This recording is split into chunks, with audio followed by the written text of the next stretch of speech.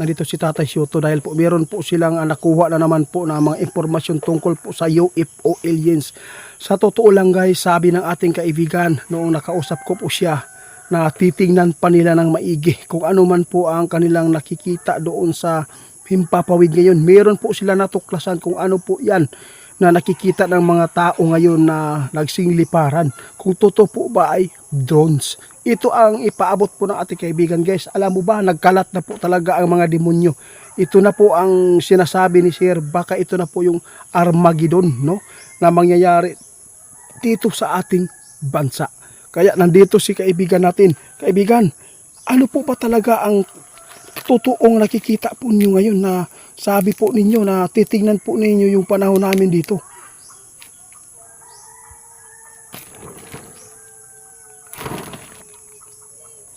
Totoo yan, kaibigan? Natingnan niyo talaga.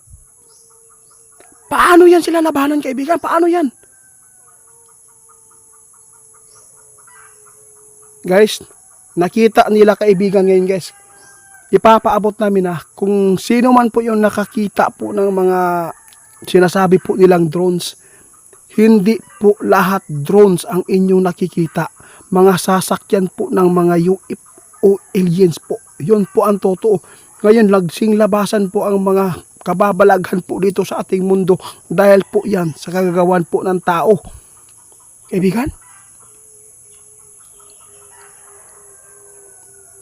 Bakit po sila nandito sa mundo ng tao? Yun po ang sinabi ng inyong hari. Alam po ba nyo kaibigan? Grabe, ikinabahala po talaga yan. Maraming tao na hindi po naniwala kasi po gawa-gawa po ito. Sa totoo lang guys, maraming tao nakatuklas. Nagkakaklase po ang kanilang nakikita na sasakyan po ng Himpapawid ngayon. Nakikita nyo. Hindi po yan mga drones guys. Hindi po yan drone lahat. May drone man pero hindi po yan totally na ganyan. Kapag ito ang nakikita po niyo na 7 colors na nakikita po ninyo dyan na light, ibig sabihin yan guys, nagkakaklase na light, ibig sabihin nito, hindi po yan drone. Ha? Sasakyan po ng UFO alien, sabi po ng ating kaibigan. Kasi sabi po ng iba kaibigan na kalukuhan po daw yung ginagawa natin dito. Nasa inyo lang po daw guys. Wala po kaming sinasabi sa inyo, paniwalaan nyo po ito. Pero ipapaabot po namin kung unsa man ang ikaayo.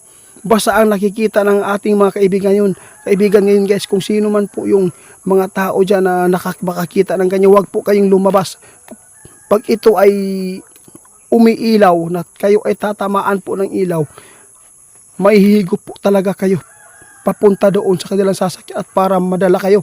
Kaya marami po mga biktima hindi po nasolve po ngayon sa ibang bansa ngayon. Grabe naman to. Kaya ipinapaabot po ng ating mga kaibigan dahil po mayroon silang nakikita na may mangyayari dito sa ating mundo. At mayroon tayong makakalaban na hindi po natin pa nakalaban noon. Paano natin ito malabanan, kaibigan? Gusto kong magtanong sa inyo kung paano natin malabanan po itong mga taga-ibang planeta. Bakit po sila nandito? Alam po ba nyo guys? Yun po ang sinasabi ng ating ibig ngayon. Mga demonyo. No? Ito po ay magkakasimbolo na ang maghari dito sa ating mundo kapag ito ay lumaganap po dito sa ating bansa, sa ating mundo. Kung marami po silang mabibihag na mga tao na kanilang lalagyan po ng utak na pwede nilang mapasunod. Kaya nakakatakot ito. Ito na po ang sinasabi ng ating mga kaibigan na mayroong pangyayaring hindi po pa natin na encounter. Napakahirap yung kalabanin kaibigan. Meron po ba kayong nalalaman kung paano po yan sugpuin?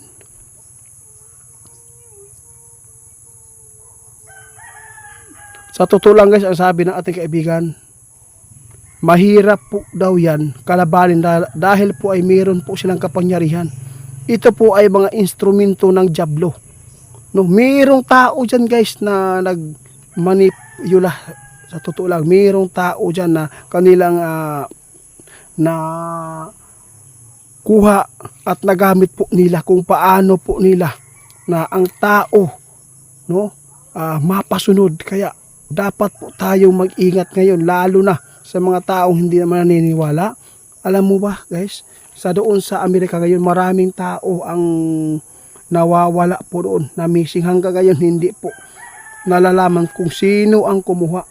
Alam mo ba, nag-viral po ngayon yung UFO aliens po doon sa New Jersey, kaibigan.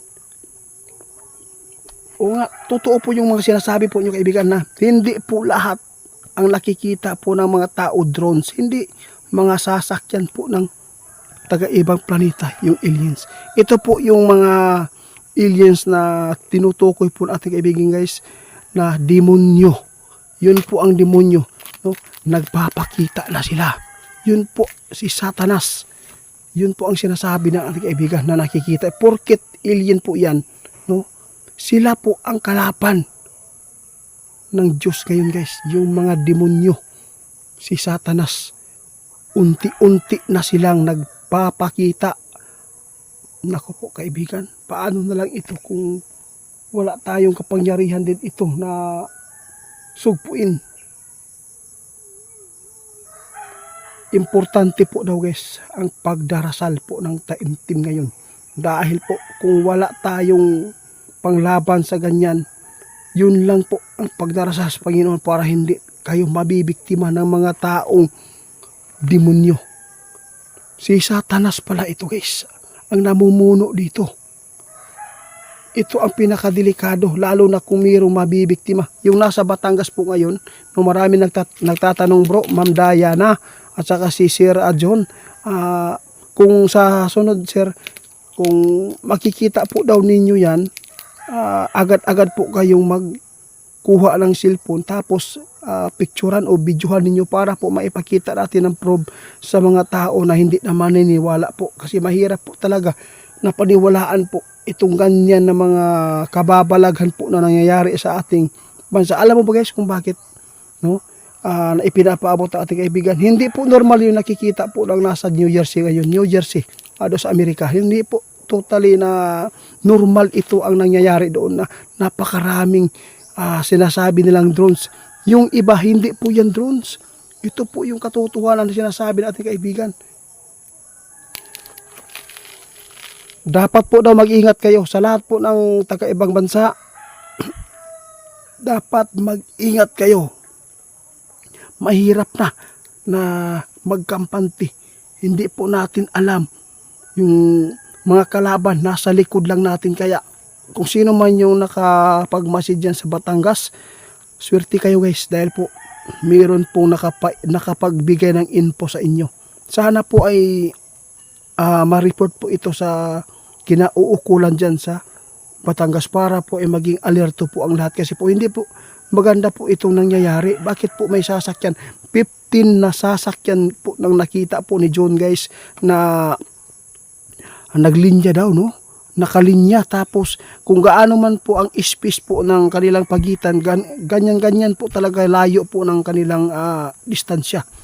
Grabe, hindi talaga tayo makapaniwala ito. Kahit po ako guys, kung wala pong kaibigan natin, hindi ako maniniwala ito guys, kung tao lang magpapaabot. Sa totoo lang, dapat po talaga wala pong mawawala sa inyo kung tayo ay mag-ingat.